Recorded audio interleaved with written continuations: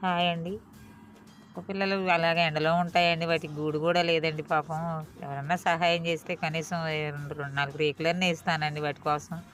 ఇన్ని రోజులు యాక్షన్ కోసం అడిగాను. కొంతమంది ఆహారం కోసం కూడా సహాయం చేశారండి.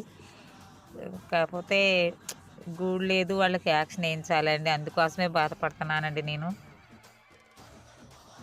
ఎవరన్నా సహాయం చేస్తే కొంచెం వాళ్ళకి గూడేసుకుంటానండి. ఎండాకాలం వచ్చేసిందండి పాపం. అలాగా రోడ్డు మీదే ఉంటాయండి పాపం. వాళ్ళకి ఉండటానికి ఏమి నీడ గూడా లేదండి.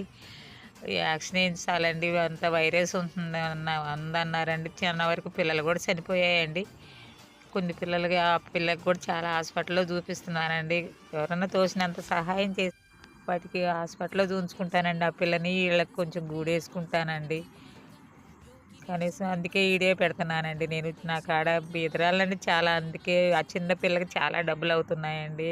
టానికులకి వాటికి ఈటికి. ఎవరైనా కాస్త సహాయం చేస్తే ఆ పిల్లలకి చూయించుకుంటానండి.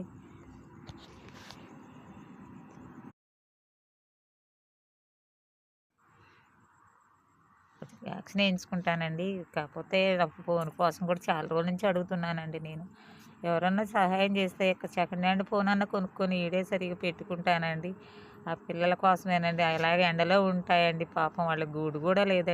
అందుకే నేను ఈడే పెట్టుకుంటున్నానండి. దయదలిసి ఎవరన్నా సహాయం చేయమని కోరుకుంటున్నానండి.